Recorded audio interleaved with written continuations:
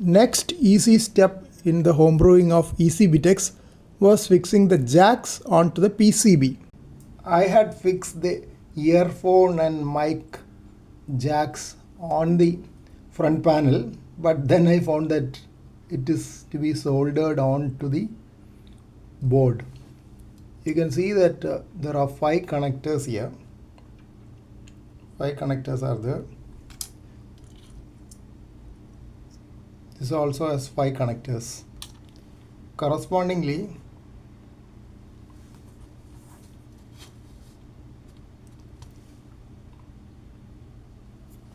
you can see that there are 5 connections here: mic PTT J4 and J2 phone, that is for headphone. 5 connectors are there. So these connectors should go in there. So this should be fixed there. Then finally towards the end I can fix it to the position here. I had to pull it out. I had to unscrew and take it out. Otherwise I cannot fix the connectors. I have placed one jack that is meant for mic and PTT, and the other jack I'm just inspecting to see that the pins are correctly oriented. I'm straightening out the ones which seem to be a little bit angulated. J2 jack meant for the headphone was also placed in the slot and fixed carefully. Now both the jacks are there in the slots.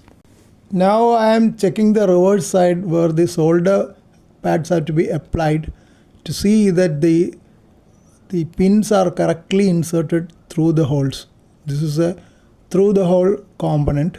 So I am checking both sides, zooming out to see whether the connections are correct. Otherwise it will not work when it is soldered. So this seems to be okay. Now I am inspecting the jack for the speaker. It is a 2-pin connector, and the position is marked as SPKR, so that will be fitting in there. I'll just fix the position there and I'll be soldering it later. This is a 3-pin jack. The black one should go to the marking of negative so that it is ground.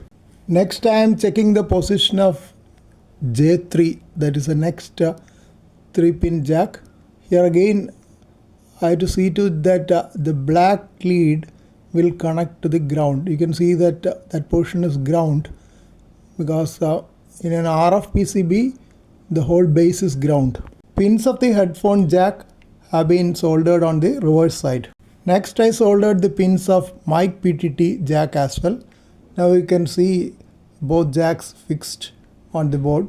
Checking the position of speaker jack, the black and negative wire has to go to the ground. You can see that I am tracing the black wire to the PCB ground. That's the way it is to be soldered. Speaker jack has been soldered in position on the printed circuit board. Confirming position of J1 and placing it there, making sure that the black wire goes to the negative part. J1 has been soldered in position, and this is the reverse side. After that J3 was placed there, again checking that the black wire corresponds to the PCB ground.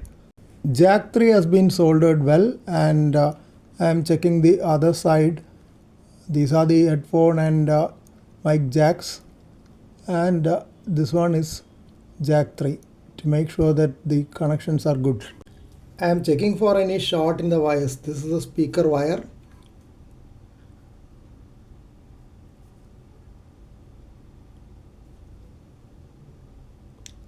There is no short. And now I'll see whether this is connected to the ground. It is connected to the ground. The negative or black wire is connected to the ground. So that's okay. Similarly, I am checking whether this wire is connected to the ground. Black. That's also connected. This jack also I am testing whether it is connected to ground. Yes, that's also connected. Now I am testing for any short between the positive and negative wires. There is no short. Second set also I am setting, that is the green and the black, there is no short. Test is repeated here. Between red and black there is no short. Between green and black, again no short. I am checking from the jacks to the ground, outer portion of jack to ground, second jack,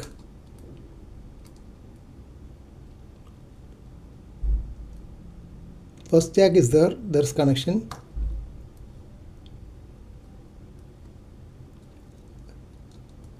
Second jack I could not see any connection, so I'll have to find out why. I think I can find the reason here. For the headphone jack, there seems to be no connection to the ground, because this is the ground,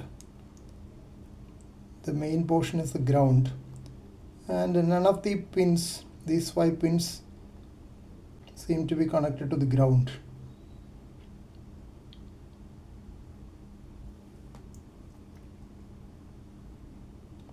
See, there is no ground connection for that headphone jack.